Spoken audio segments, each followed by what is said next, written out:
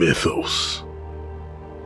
In a mystical land, there are 4 noble kingdoms, each spawning its own faction and owing its existence to one of the 4 bestial demigods of days long past, since time immemorial.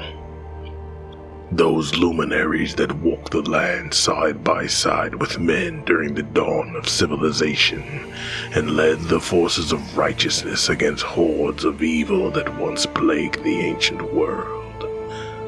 Now, the sickness that once stained the land threatens to begin anew. These are the Chronicles of Mythoss.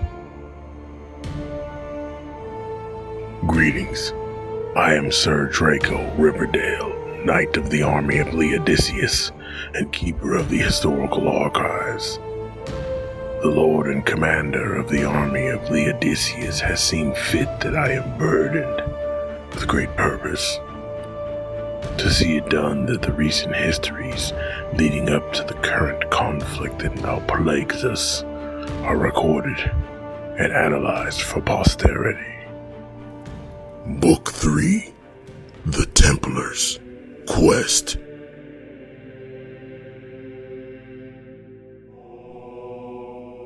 Brother Krabbis Diluvian, respected veteran and knight of the Eathyron Order of Templars, knew his place in the hierarchy of Eathyron's men at arms.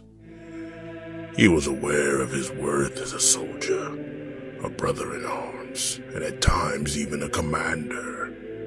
But to be summoned for such a meeting of luminaries gave the veteran a nervous feeling in his gut. Sir Gideon and Lady Gwendolyn had been very active as of late, strengthening alliances amongst the kingdoms of Mythos. It was clear the oracles, the spies, and the soothsayers were predicting war. A dark time of conflict not seen since the first Dark Age. Diluvion entered the hallowed halls of the Templars with his head held high. Despite the visage of the 3 legends heading the table, Sir Ignatius, Sir Gideon, and Lady Gwendolyn spearheaded this meeting. It took considerable effort not to feel intimidated by the sheer presence of the 3 giants. The company of his own Templar brothers eased his anxiety. Sir Godfrey welcomed him with but a glance, but it served to strengthen his resolve and put to rest his doubts about belonging at this meeting. There was a task to be assigned.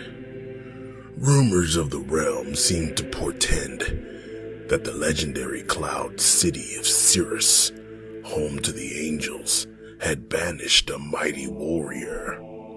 This warrior's only crime was to zealously guard the realm of mortals, a crusade forbidden by the commands of their superiors. A warrior of such character must be found and brought into the fold of the growing armies of righteousness. According to reports, the winged warrior had been seen in southern Eathyros, on the borders of the southern wastes. It very quickly became clear why Diluvion was summoned to this congregation. He was to be assigned the task of searching the wastes for this angelic warrior. It was an honor and a curse simultaneously. A foray into the southern wastes was risky at best, a death sentence at worst. Yet despite these unfavorable circumstances, Diluvion knew his charge, his oath, and his duty, and readily accepted the task. He was afforded 2 of the Order's knights to accompany him. As he and his Templar brothers gathered their provisions and horses, Diluvion contemplated his lot in life, wondering if he would survive the coming journey. He put such notions aside and readied his group for travel.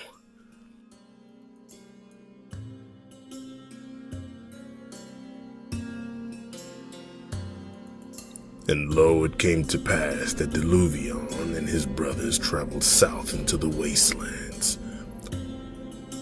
The southern Wastelands were a harsh teacher. The lands to the south of Eatheros were fraught with dangers of all kinds.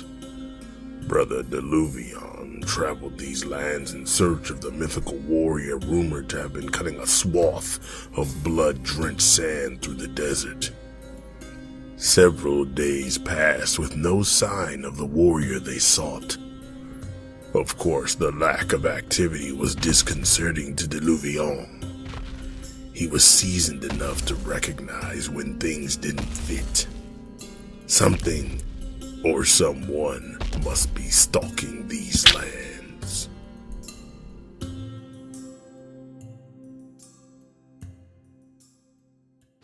The creatures attacked without warning, in a ferocious flurry of savagery, unlike any human or normal-sized combatant.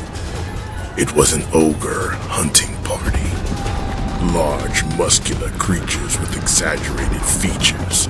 Tall, overly muscular with huge hands and feet.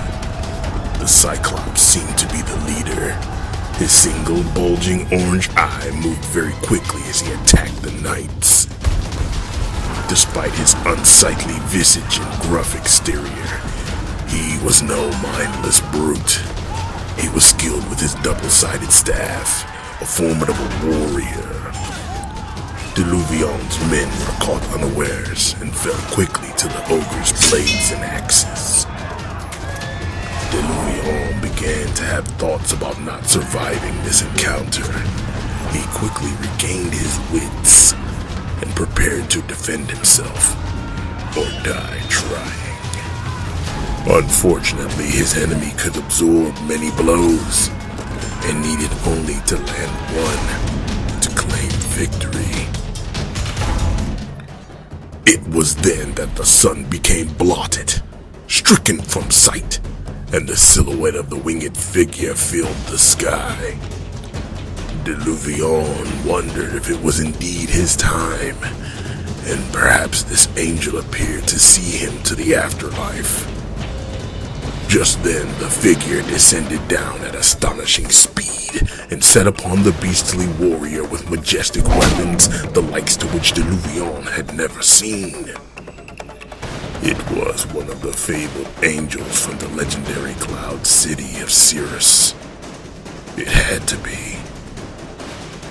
The angelic warrior rained blow upon thunderous blow to the stunned ogre by way of a golden warhammer, a deadly yet beautiful weapon. She turned and stared at Diluvion and plainly asked, "Am I to smite this devil alone, or will the Templar lend aid?" Diluvion quickly regained his footing and wits and proceeded to join in finishing off the fiend. The battle was won, but the cost was high. 2 Templar brothers met their end that day. They would be mourned and afforded a proper burial on the holy grounds of Eatheros. However, the Templars did not die in vain. Brother Diluvion took pause to thank the spirits and Lord Eathyron for his good fortune. For it was clear to him now that his eyes now beheld the warrior he sought to discover.